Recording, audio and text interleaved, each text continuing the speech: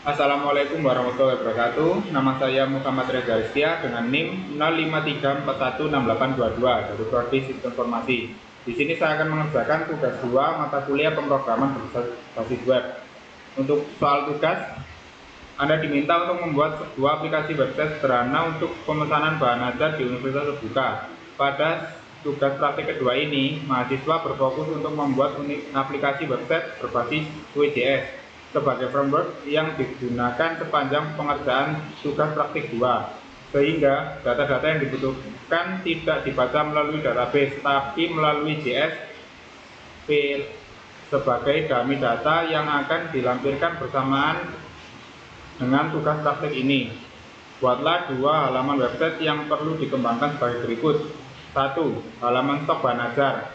Halaman ini menampilkan daftar stok bahan ajar untuk seluruh UT daerah. Silakan bebas menggunakan tabel, list, atau bentuk lain yang menampilkan list data dalam jumlah banyak dan memiliki data-data field. Teman-teman mahasiswa perlu menampilkan daftar stok bahan ajar yang terdiri dari kolom data field sebagai berikut: kode mata kuliah atau nama mata kuliah, kategori mata kuliah, UT daerah, lokasi rak, jumlah stok bahan ajar, jumlah stok safety bahan ajar, status catatan. Kita buka.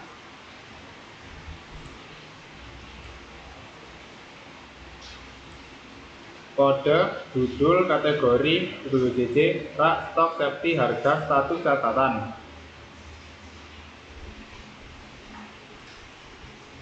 Terdapat fitur untuk mengedit stok data bahan ajar. Berikut adalah fitur untuk menambah dan mengurangi stok bahan ajar.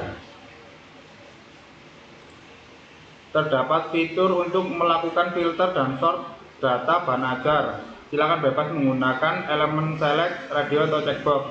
Terdapat filter stok berdasarkan UT daerah, terdiri dari seluruh UT daerah dan setiap UT daerah. Kategori mata kuliah. Terdapat filter yang hanya menampilkan jumlah stok quantity kurang dari jumlah safety stock dan jumlah stok sama dengan 0 untuk menjadi daftar yang dapat mengingatkan untuk melakukan reorder bahan ajar. Terdapat fitur sort yang mengurutkan berdasarkan judul, stok, dan harga. Fitur filter dapat diset ulang. Terapkan fitur di VJS di mana di semua filter tidak perlu recompute kembali. Implementasikan dependent option seperti misalkan ketika memilih filter stok berdasarkan UT daerah, baru maka memunculkan filter untuk kategori mata kuliah. Filter kategori mengurutkan. Kita coba kategorinya hanya praktikum. Kita coba reset. Untuk kategori kita reset untuk mengurutkan judul, stok,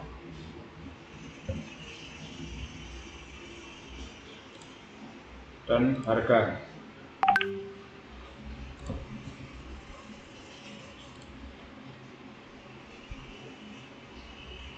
Menampilkan status dari stok bahan ajar, memberikan status aman dengan menggunakan simbol yang memberikan tanda yang memberikan kesan aman ataupun teks berwarna hijau apabila stok lebih dari sama dengan safety stock. Memberikan status menipis dengan menggunakan simbol yang memberikan kesan adanya warning ataupun teks berwarna oranye apabila stok kurang dari safety stock. Memberikan status kosong dengan menggunakan simbol yang memberikan kesan adanya bahaya ataupun teks berwarna merah apabila stok sama dengan 0. Kita coba. Untuk status awalnya menipis. Nah, statusnya kosong apabila stok 0. Status aman apabila safety stock sama dengan safety-nya.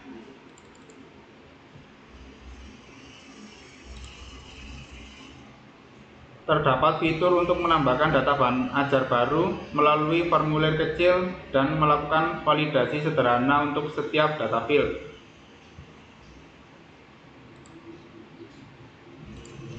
Kita coba.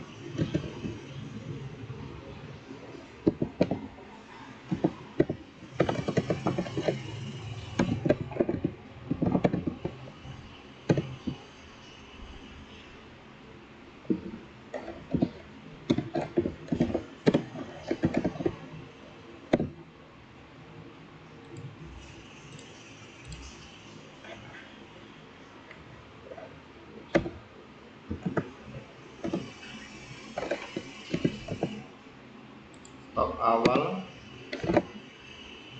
safety stock, harga,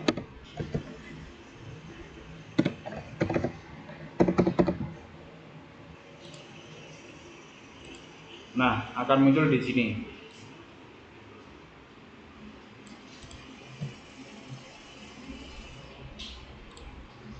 Untuk yang kedua, tracking delivery order. Halaman ini menampilkan halaman untuk tracking status pengiriman DO bahan ajar seperti pada tugas praktik 1, tetapi di sini perlu menambahkan penggunaan framework VJS.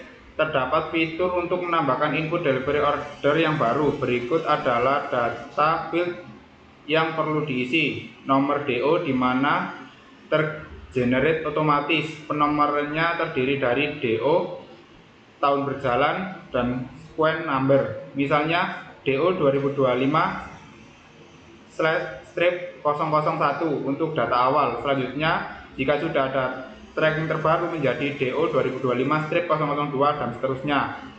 NIM diisi secara manual oleh pengguna, nama diisi secara manual oleh pengguna. Ekspedisi General Regular Z Express dipilih oleh pengguna berdasarkan data pada UPBJJ list. Paket bahan ajar dipilih oleh pengguna berdasarkan data pada paket. Gunakan elemen select dan menampilkan di halaman web informasi kode paket dan nama paket. Setelah memilih paket, akan muncul detail isi paket bahan ajar tersebut di bawah elemen select untuk memberikan informasi. Tanggal kirim dapat diisi manual ataupun menggunakan fungsi date untuk mengambil local time.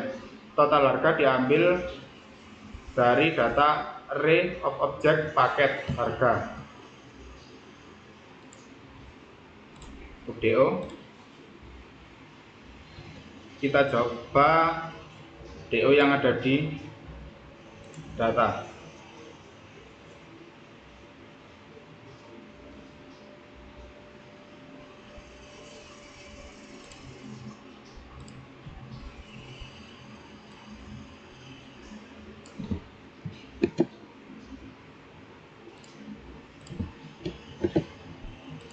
Nah, muncul seperti pada data.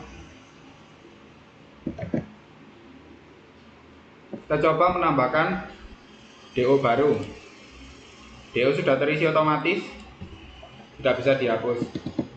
Untuk NIM diisi manual oleh pengguna. Untuk nama manual, ekspedisi, pilih paket. Kita coba tambah DO. DO data 2025/001 berarti ditambahkan. Nah, berikut adalah hasil dari penambahan DO tersebut.